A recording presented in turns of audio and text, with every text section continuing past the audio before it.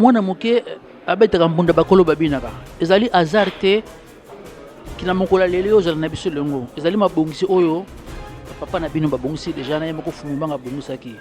Alors papa tosengi na yo beta mbunda penza po kambe binako beta mbunda penza po susi kaka moko boyokani na bino na libota yango tosengi na yo obeta mbunda penza bakolo babina naza prêt ya ko renoncer même na titre bablobaka ya chef spirituel parce que plus grand titre ezali mundimi nga naza mundimi je suis kimbangisa c'est ça mon plus grand titre. Le titre de chef spirituel ce n'est rien c'est pour wana naza nanga prêt ya kozala mundimi nakinovanda nanga na chorale novanda nanga na fanfare to na n'importe quel mouvement ya église kimbangisa. Je parle au nom de mes frères et sœurs. Nous sommes prêts à renoncer à toutes ces choses, les honneurs, les titres. Moi, personnellement, au nom de mes frères, comme je dis, nous sommes renoncés à nos titres. Bobang Yanzambe et Bandelia Mayele. Lelo to lakisa que tozali na bobangi. Lingomba esengele te la bolingo eza capable de te même en tant que moi na papa Diangenda. Na koka kokende na kamba na s'incliner to na fêter centenaire devant nous à tato ya botinga. Au nom de quelle doctrine? Donc lelo mundiminyo soit sensé. Ayebi maye papa Diangenda te ya kibiso. Pe azana souci ya mutu mwindo. Azana souci ya émancipation ya mutu mwindo. Ndenge na kolobaka papa Simon Kimbangu azana ti mutuka. Tu peux dire que tu as une belle voiture, hein, mais si tu n'as pas les clés de la voiture, il faut démarrer. Voilà. Papa Diangenda, Baronde Bazali Fongola ya mutuka. Donc on peut dire que nous avons une belle voiture, nous pouvons dire que nous connaissons papa Simon Kimbangu. Et comme il a tout, on a dit que le mot résolution. Résolution est à vous du combat. Résolution, les amis, et l'eau comme ça.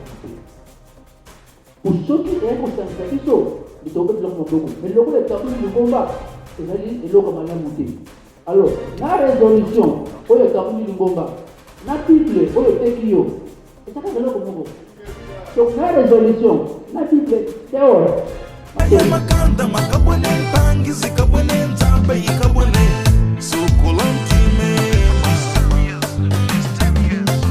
bazi luzingu wame bosi lutoma kabena mutu kofabanza yani wa utuka yenzi bazi luzingu tozali na Kanzila TV na mokola lelo ndenge tolobaki mokolo ya mfumu Kimbangu mokolo papa Simon Kimbangu mokolo ya papa Diangenda papa Nkulutu papa Fumambanza tozali na esengo mingi na mokolo lelo ndenge tomoni bandeko nyusu tu balobili penza batomboli lokoma mfumu Kimbangu lokola balobi ke Nzambe ala bosa na kabana na yete Nzambe ala lakate na mokolo lelo tozalaki na makila ya mfumu Kimbangu na papa Martorel mwana ya suka ya papa Diangenda. Alors epesa mini biso chance oyo to ko retourner na ba question papa na mokola lelo ndengi to lobeli fumu Kimbangu ndengi to kumisi papa Diangenda ndengi bato basepeli na présence na yo esengono zali nini? Merci papa Micha. Déjà na opportunité au pesinga ina koka kozala liboso ya micro na yo. Et na occasion nengo lobeli ya kocha papa Simon Kimbangu na mbana na ye na esika na bango po na lobiko ya Congo pe ya mutu mwino en général. Donc c'est vrai que l'émotion elle est là ezawana par rapport à ta question et c'est ngezali penza papa ndenge balobi ke mwana moke abetaka mbunda bakolo babinaka ezali hasard te kina mokola lelo ozala na biso lengo ezali mabongisi oyo papa na bino babongisi déjà na yemako fumibanga bongisaki. Alors papa tosengi na yo beta mbunda penza po kambe binako beta mbunda penza po susi kaka moko boyokani na bino na libota yango tosengi na yo obeta mbunda penza bakolo babina. Merci pas Micha. Au moins quand on parle de paix ou bien d'amour ezalaka bato mibale lelo biso posa na biso depuis crise oyo lingomba ezali kokonnaître posa na biso eza kaka moko unité ya libota ya papa Simon Kimbangu ndenge bato balingaka kospéculer que towelela mbongo kibukonzi.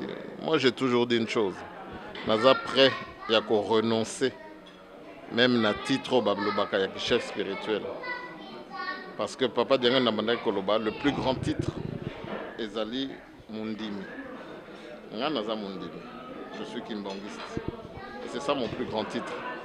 Et après j'ai mon nom Diangenda Kututu Kidi, petit-fils ya Fumu Kimbangu.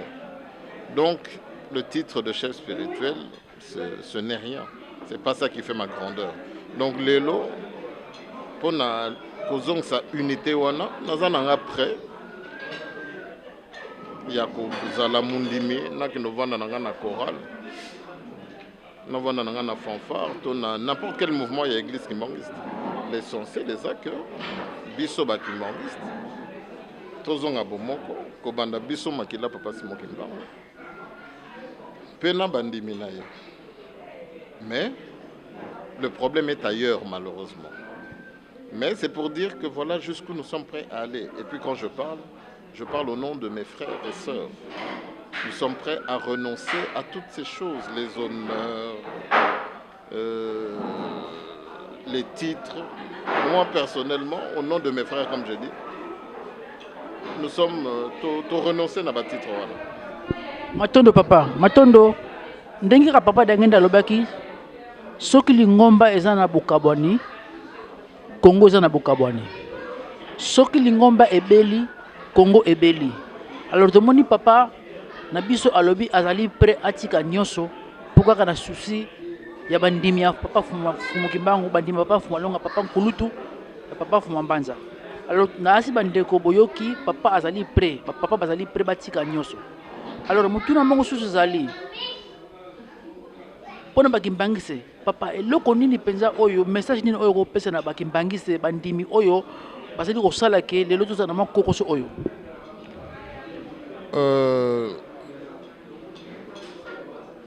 Biso tolobi to mukana nzambe lobi nini bobangi ya nzambe ebandeli ya mayele lelo to lakisa que tozali na bobangi surtout à la veille ya centenaire ya papa Diangenda. Ngai nazali mwana ya suka biologique ya papa Diangenda. Mais lingomba esengele te la bolingo eza capable te même en tant que mwana ya papa Diangenda. Na koka kokende na kamba na s'incliner to na fêter centenaire devant nzoto ya tata ya botingai. Au nom de quelle doctrine? Donc lelo mundimino soit sensé ayebi maye papa Diangenda te ya kibiso pe azana souci ya mutu mwindo azana souci ya émancipation ya mutu mwindo akoki ko punir biso te pamba te lisumu nini yango nga Diangenda Kututu na sali oye koko limbisa mate après 15 ans soi-disant parce que nalingaki résolution te oyo eye ko kabola et bango pe bango nyonso bandeko pe ya 3 baza conscient ya ba conséquences ya division to di to kabwani mboka na biso pesa na passe mais tozo bondela pona mboka comme kina kimia. Mais commençons d'abord par régler nos problèmes et ensemble tosenga na papa Simon Kimbangu tosenga na papa Diangenda oyo azalaki na souci tina mabonde na ye azosambela Nord Kivu, Sud Kivu, Kasaï Orient. Donc azo cité ba province nyonso. Donc tout kimbanguiste oyo aza na souci ya likambo ya papa Simon Kimbangu. Il faut azala ne fût que na kibumoto wana lobaka non.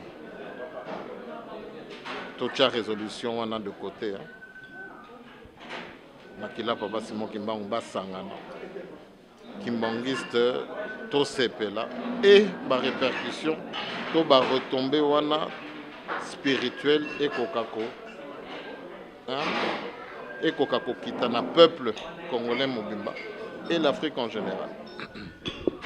Papa bana bilaka oyo fumu kimbangu alakaki na banza sanda ke bakola muka bakotela mapoba tombola kombo na ye na mukili mobimba bana wana batelami baye ko comprendre que non solution ezali nango na bakonzi na biso te solution ezali na église kimbangiste il faut tobundela lingomba na biso ezonga bomoko po tozwa courage ya kolobela bapoliticien alors bana wana balingaki bazala elongo na biso lelo mais bazali prêt basangana na yo na France na mois de février mpona kosolola kaka kobundela lingomba susi na bango ezali kaka keno libota ya fumu kimbangu ezonga bomoko papa na mois de février ozali prêt ya koyamba bango ndenge oyambi bango mokola lelo awa mais nalobaki na bino tout à l'heure fumu kimbangu c'est l'amour la tolérance donc aujourd'hui avoir les privilèges en tant que petit-fils à papa Simon Kimbangu, c'est une chose. Et assumer ma responsabilité, et appeler les sources les Kamoussous. Et l'élo, c'est de notre responsabilité. Il y a Kabola, les Kamouya Fumu Kimbangu. Donc si aujourd'hui, pour le bien-être du peuple congolais, et c'est que tu fan dans bande surtout Oyo Tozali Neng Lobaki tout à l'heure. Tozali ko partager les Kamumoko ya papa Simon Kimbangu même dans nos divergences. En tout cas pour moi le mois de février Bisika Nosto Bokoloba, je serai présent pour que ensemble tu trouver ma solution pour na kobim sa peuple na biso na libulo yo Tozali.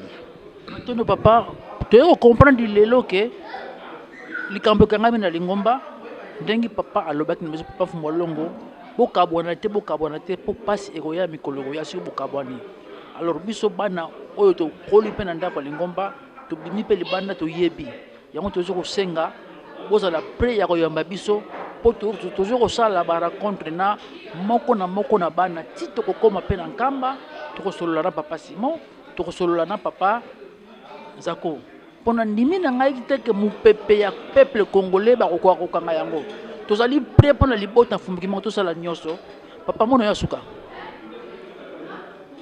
En tout cas déjà une très bonne année 2018 ndenge na lobby koyeba fumukimba on peut ko salela yeza makomi balé donc ce qui 2017 to laksaki que to yebi fumukimba 2018 to laksaki to zali ko salela na bolingo na mibeko pe misala ndenge papa diange na tekela ke biso donc lelo ndenge na kolobaka papa Simon Kimbangu azaneti mutuka tu peux dire que tu as une belle voiture hein? Mais si tu n'as pas les clés de la voiture on peut démarrer voilà papa diangenda bangonde bazali fungola ya mutuka donc on peut dire que nous avons une belle voiture nous pouvons dire que nous connaissons papa Simon Kimbangu mais tolanda pambate ba oyo qui peuvent bien nous parler de papa Simon Kimbangu. Ce sont ses fils qui étaient investis de ce pouvoir spirituel. Voilà. Donc, ce qui est comprendre ici, c'est fini. On ne peut pas les détails. Mais, nous avons dit que 2018, Mbulo Tozo Banda, papa Simon Kimbangu na mawanaye, azu sabiso conscience à fond la biso mutu pamba te richesse même ceux qui m'appellent na biso ils sont riches mais ceux qui connaissance c'est zéro voilà donc bango ne ba fond la biso mutu ba fond la biso maye le poète 2018 to la vraiment to zali bana na bango. Merci mingi papa natango pesi biso to solo na yo merci mingi na kotika ba occupation na yo na mboka ya France na koya na kati ya sukar pona kosangana na biso bana na yo tozongisi yo nzela malamu tika te bakoko fumu Kimbangu yemeko oyo azali makila na yo atamla bendo longo merci merci merci ezalaki bongo Kanzila TV toza toujours na nzela matondo.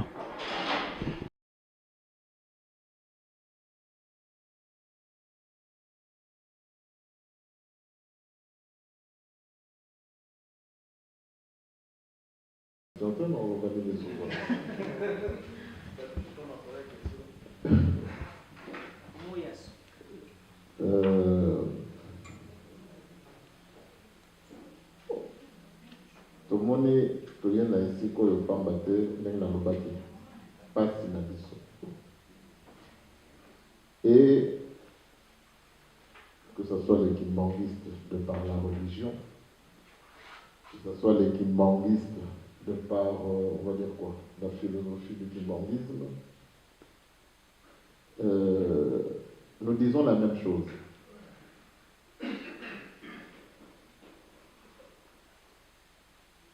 J'ai parlé de civilisation tout à l'heure. Ce qui les lots, tout autant dans ma maison de Israël, ma maison de l'islam et l'Occident, le terrorisme et tout ce qui suit, c'est une guerre de civilisation. Et nous, guerre aux Osalema, la civilisation, tout le peuple wananion. Biso, tozan bazali banzoko, bazoko, yonanga tozan moi insecte. Et nous aussi, nous continuons dans ce cercle mondial. Parce qu'aujourd'hui, nous avons tergiversé sur le Christ. Mais bango moko bakolo masolo, et ça débat moko ba évoluer. Donc aujourd'hui, ne venons pas encore nous-mêmes les Noirs venir créer une guerre qui ne dit pas son nom. Il y a ma civilisation, donc il y a ma religion. Parce que nous, surtout, l'Occident, l'islam, c'est la civilisation. Donc, biso batumundu, au lieu de se mayele, parce que le lobby biso bakimbangiste, c'est la Sainte Trinité. Vous voyez, tout à l'heure, on a dit, tata, moi, on a fait mon innocent. Kolo Yesu, j'ai bien dit, forme. Mondele apesi forme yayi. Ndenge na lobby mondele asali télé, asali micro. Point toujours utilisé. Il faudrait peut-être voir qu'après tout créer à biso. Mais tout ça n'a monté parce que tout le monde dit que non. Oh, ils ont malade. Malgré que c'est au détriment de téléphone, les bateaux, mais nous utilisons ces téléphones. Donc, nous n'allons pas faire de la démagogie. Nous n'allons pas nous tirer les cheveux. Oui, nous sommes des kimbanguistes. Et en tant que tel, nous avons été enseignés aux yeux des Cambo et Papa Simon Kimbangu pour la bisoba kimbanguiste. C'est pour ça que j'ai dit tout à l'heure, je ne suis pas venu ici pour vous convaincre. Nazana ma conviction nanga bino pe bozano ya bino. Mais bolingo kaka mute fait ça la to se tolérer. Na accepter nanga ko ba Kimbangu anzambe, c'est ton droit. Mais pour moi il est Dieu. Pour moi, Diengé Dakonti m'a servi Simon Kimbangu, c'est moi. C'est l'histoire. J'aime dire une chose. Hein. Ce sont les vainqueurs qui écrivent l'histoire. Ce qui m'ont dit là, le dit que le Christ est blanc pendant qu'il était noir, c'est parce qu'il a gagné. Voilà. A commis histoire naïe selon Yé. Donc, Bissopé, c'est à notre tour d'écrire l'histoire. Et non nous tirer les cheveux sur le fait que voilà, comme a dit mon frère, ou à dire pour nous, pourtant ils ont des légumes. Donc là encore, ça nous montre encore cette immaturité de l'homme noir que je suis, que nous sommes. Nous devons dépassionner cette histoire. Kimbangu était amour, Kimbangu, je l'ai dit tout à l'heure. Donc aujourd'hui, moi je comprends mon frère. Hein?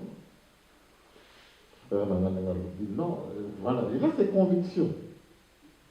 Mais, on a un kimbanguiste, tout le monde est musulman.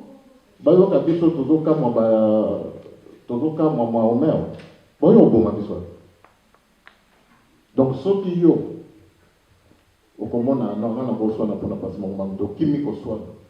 mais hier, il y a beaucoup de boma pour nous amener.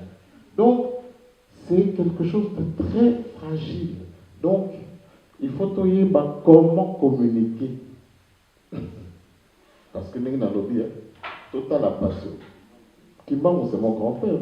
Yangenda, c'est mon père. C'est qu'on a yoka que oui, on l'a fait ci. Basalaki est lavage de cerveau. Tout ce qu'il a dit là, c'est de l'utopie. C'est parce que le Bamindele. C'est dur, hein? Mais je l'accepte. Parce que c'est ta vision. Seule l'histoire me donnera raison parce que je crois en ce que je dis. Voilà. Donc c'est lorsque je dis que, ah non, on se respecte, on s'accepte, on se tolère. C'est vrai que Nengnabouti, c'est la passion. Donc la religion n'a pas collé dans les camots. Donc tant aux bêta marteau sur sa foi, malheureusement, il ne peut qu'avoir des réactions. Donc, dans l'avenir, c'est de trouver une certaine façon d'illustrer la chose. Ça, c'est un conseil en tant que Moussa Nyanzami. Oyo, ils ont une tolérance et vous pouvez parler pendant des heures de Fumokima ou de Papa Diabienda en disant des choses négatives au nom de Papa Simokima.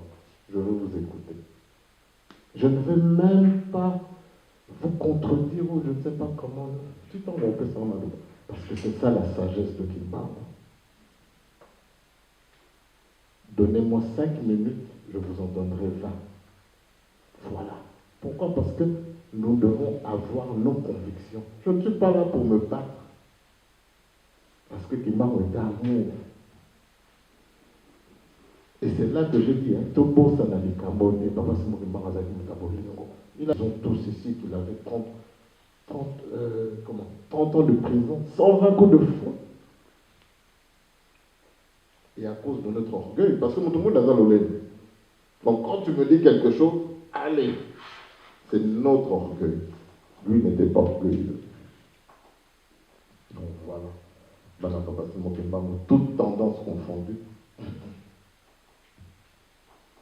Total, ce qui nous unit est plus grand que ce qui nous divise.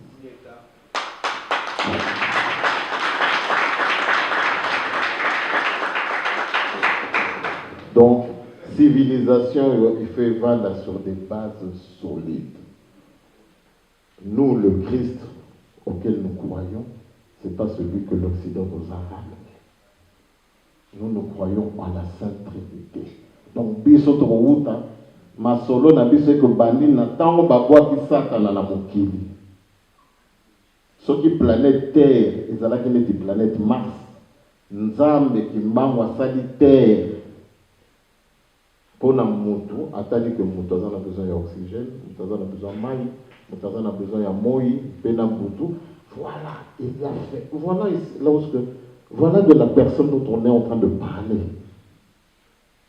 Donc, ma passion n'a pas bien qui pour monter la biso. Mais les camo, ils ont la place. Parce que ceux qui biso ne sont pas qui montent la biso,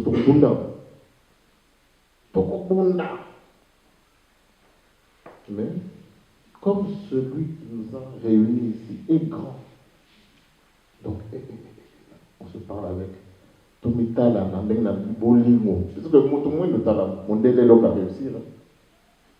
À diviser les sous dans ma solo. Voilà. Le blanc, tout le reste est égal à l'État. Boya, Kolo, Yesu. Il n'est pas là-bas. Kimba, le Saint-Esprit. Donc, il a évolué. Et nous, voilà. On continue encore à nous descendre. Nous sommes là, on se descend. Donc voilà, Total et la Nikamboyo. Avec un regard plus, comment dirais-je, plus humain. Voilà. Parce que mon petit frère, il a des connaissances. Donc, ayons cette humanité-là d'aimer, d'accepter et d'essayer de voir comme mon frère l'a répété ici, pour construire ce nouveau monde selon Kimba. Oyo mondele, il faut payer à la philosophie. Donc voilà, on a ngai nasukisi na wana. Merci.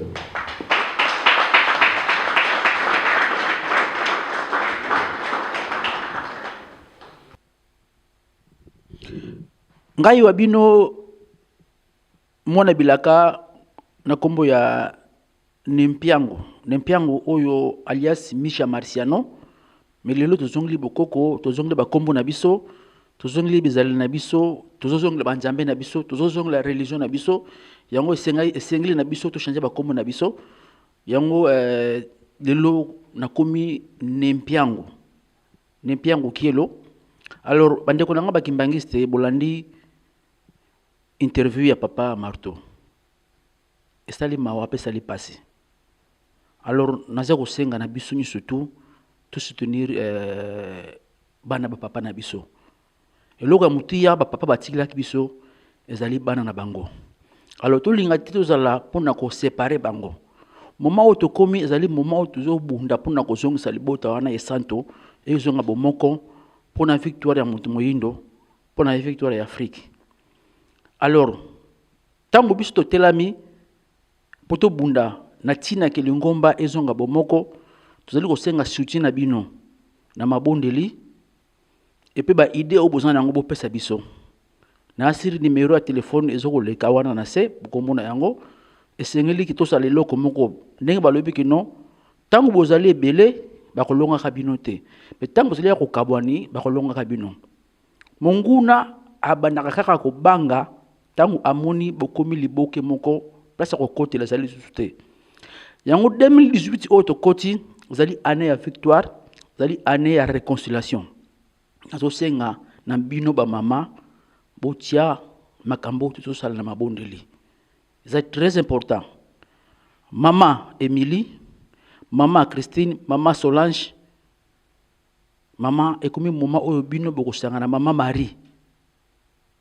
Bino surtout bana ba papa ya basi bosanga na bokumelo ko moko pona ko soutenir bandeko na bina mobali bazonga. Message nanga spécial et pas ya papa chef spirituel papa Simon Kimbangu Kiangani. Yo ozali nzambe. Nazwa exemple ya Bible.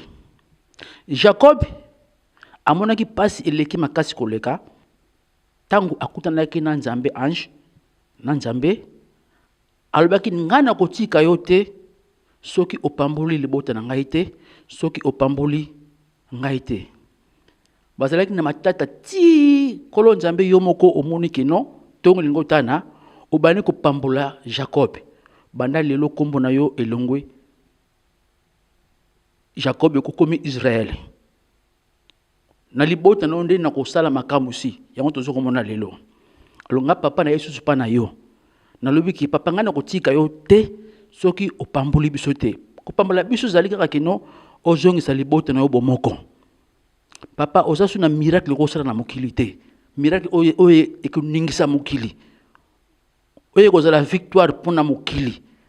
Ndengo lobaki keno lingomba ekotika la moko kaka moko.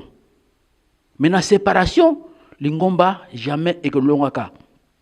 Yango miracle suko tika nango zali suka te. Mais miracle oyo leki ba miracle niso tout. Batia yo na tono. Obika, obima 30 ans. Prison na yo zalaki modèle oyo. Ozali yo papa ozali boye mulai no boyo kotene loko oyo so ozali na kibonzambe te jamais kozalaka na kati ya loko oyo elingo lobake no olongaki ni surtout c'est parce qu'on a minute oyo papa longa union sangisela biso bandeko na yo miracle tozo senga na yo ka etikali ya moko yango yo pona kopesa kimia na mokili kimia na Afrique kimia na monte moyindo tala ndenge bazali koteka biso lokola banyama. Nazongo susuka na Bible. Papa boti bana na ye, mwana moko ayibi bomenga papa na ye akimi. Akimi, place akei asakani akomi na suka. Tangu azongo laki papa na ye na kolela. Papa na ye alobi kino ozali mwana na ngai na porta kuna motema na ngai. Papa azongo saki bolingo pa mwana na ye pe apesi ye makoki nyusto sengala ki na ye. Papa yoka kolela ya papa Marteau. Yoka kolela bandeko na yo. balobi ki bazali prêt bafanda ata na bakiti na chorale bazali prêt bazongo na ndako na bango. Papa yokila bango mawa. Soki kutu bata mokili, soki kutu ba satana bazoko fanda pour pas sa solution. Combien de fois bino le bota et santo? Papa yokila bandimi mawa, bandimi bazali séparés.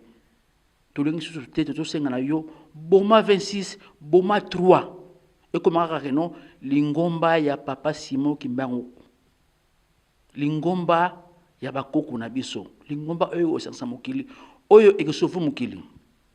Papa dangenda lobaki tangu lingomba ekozalaka bomoko te, Congo pe ekobongaka jamais, Afrique ekobongaka jamais, ekozalaka pasi pona moto moyindo. Alors lelo to komi na moment oyo papa dangenda lobaki soki to kebi te to kota na buwumbu ya mundele ya 30 ya 300 temps. Papa yokila biso mawa. Solution ezaka moko ko sangisa lingomba, ko zongisa lingomba bomoko, ko zongona na bandeko na yo. Yango miracle tozali ko senga papa oyo ko sala la biso. Bandimi oyo bayaka pa na yo, papa loba na yo kino kulinga bandeko na ote, kulinga bandeko na ote, bango balingi ote, papa balinginde, ba fuata kesa musala na yo, basaka na posa ya mbongo. Basaka na posa ya mbongo balingi ote. Mutu oyo azo ya ko kabula yo no bandeko na yo. Ba comme voir même na mwana yo moko boti, bazo linga ba kabula yo na ye. Papa ko pesa satana chance te. Yo kisa satana soni. Zongisa lingomba ekoma eloko moko. Pona nini ezala lukumu, pona biso bayindo, pona lingomba, pona musala oyo ba papa babandaki. Maloba na yo erataka na ngote papa.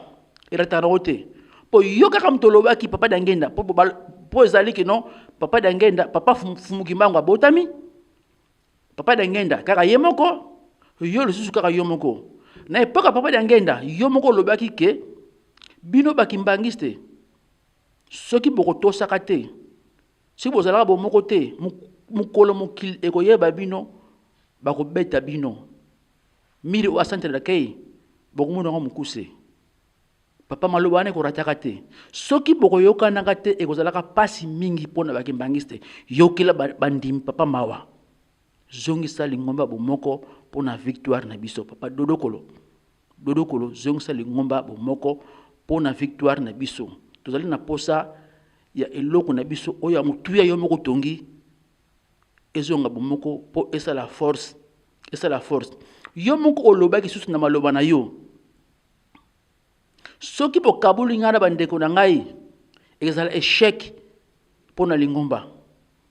Papa lelo munguna alongi akabuli yo na bandeko na yo ezali échec to ezali victoire, mais moi je pense que ezali échec pona kotala lelo lingomba ndenge komi ezali échec total. Tozali na réussite. Yango papa zongisa lingomba bomoko moment koki 2018 to proclamer yango année ya victoire, année ya réconciliation, année oyo lingomba ekozonga bomoko.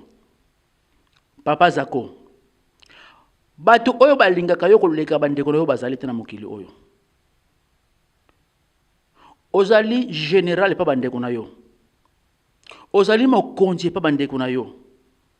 Nandimi na ngai teke no, mundimi moko akolinga ko koleka papa Charles, papa Polo, papa Marto, mama Emily, mama Christine nandimi na ngai te. Bazo kolinga yo kaka po basana posande ya mbongo. Bandimi mingi o bazinga mizingami yo basana misala pona ko détruire yo. Polo bita ko sala suna mokili o te poto lekaka. Po bana na yo batelengana. Papa bengana bango pembeni na yo. Bato oba ko protéger ko leka bandeko na yo. Libota papa fuma longo na papa kulutu bazalité. Bato tout o bazo ko yawana o bazo benga yo général, mokonzi, yo leki bango grand prêtre, ba satana balingi yo te. Po mutu oya kana message ya malamu, zali mutu oya kana message ya ko sangana. Mais oyo ayaka na message ya ko kabona sa mutu mabe. Ba papa na bino batikila biso bolingo mibeko misala. est-ce que tozali na nzela yango? Moi je pense non, tozali na nzela yango te. Yango biso bana bilaka oyo fumuki mbangu alobaki na mbanza sanda mikoloko ya bana na ngai bakokenda na mboka mipaya bakolobaka balangi nyinso tu ya bino tango bakotelema bango nde mutu bakobunda pona lingomba bakobunda pona tina ya kombo na ngai. Moment oyo totelami papa tozali prêt à tout. Mais victoire ezali ya biso pour 30 ans. Ya fumu kimbango na boloko c'est à même masumu nyonso surtout na baliwana biso nyonso surtout. Elingo lo bakeno tozali kolonga papa tozana sima na bino. Bino nyonso surtout libote ya papa Nkulutu, libote papa fumu mbanza, ya papa fumu malongo. Biso bana bilaka tozana sima na bino, tokotika ka bino te, tokobundela ka bino tina suka. Yango to sengi na bandimi botika ko distraire ba papa. Botika ko zala ba kimbangiste ya faki, ya fanfare, ya koreki, ya jeteki, ya central botika. Bokota ndi mabondeli pona ko zongisa libote santu bomoko. Ting tozali ko loba, tozali ko senga pa bandimi surtout pona pasi ya moto moyindo. Tozo senga na bino nyonso surtout. Tolakisi mutu mosapite, mais tozo senga na bino libota ya papa Nkulutu, libota ya papa Fumu Mbanza, libota ya papa Fumu Walongo, bo sala makasi pona ko zongisa libota na bino ya santu bomoko. Ba papa na bino ba moni pasi. Batiki eloko mogote comme compte na banki, comme ba voiture, comme bandako. Ba sala ki pona lokumu ya Fumu Kimbangu. Bozo exemple wana. Bo sala pona lokumu ya Fumu Kimbangu. Bo batela ba meme na yo atikela kibino. Ye moko alobi na njembo ke no, monongele lusala ye luvuvamu. Ngele kwa tata mpasi nginda bake ngolo sampa. Po tango musala na ngai koki. Tango ngai koki. Nazo senga na bino ba papa. Boyo kila biso mawa bozonga bomoko dodo kolo matondo soki na lobi mabe bolimbisa ngai mena kanisi kaka ke no maloba ona lobi ezali message oyo moko Fumu Kimbangu oyo moko papa simo kimbangu kangi ano pesinga na loba na moko la lelo. Merci beaucoup matondo. Bana ya bilaka, bana ya bakoko, bana ya bankulu, liso ya bakoko, liso ya nzambe, Kianzila TV, chaîne ya bana bilaka génération prophétique. Bo s'abonner mingi na YouTube na Facebook. Président pour la Kianzila TV ba président zali peuple nyonso. Bana bilaka nyonso bazali ba président. Mais muto azali ko gérer ma solo. Mbutane Mpiangu. Na ye moko vice président Bobo Semlove. Bo s'abonner na YouTube. Bana bilaka nyonso bato baza un message prophétique ya kosikola mboka Afrika pe poso moindo. Bo s'abonner na Kianzila TV. Ingeta Kianzila TV. Bolanda boyoka linkolo bani chemin. The way to fall our people. Kianzila TV yangonde penza prophétie pona bayindo. Réveiller bino kozonga na conscience. Kianzila TV ne yango penda. Bana mboka bana yake. Bino moko bana kata oyeba. Ngai na zamete maba, shemete maba na kata yake. Mikolo be kwate. Natina simbi monopole. Ngai za wana bana mboka na bali Kianzila TV. Fait et kani masolo permettez. Balanis. Tobali papa na ngai Kianzila TV suite fin. Poto zela te tolo batolo bela te. Kianzila TV super bana mboka.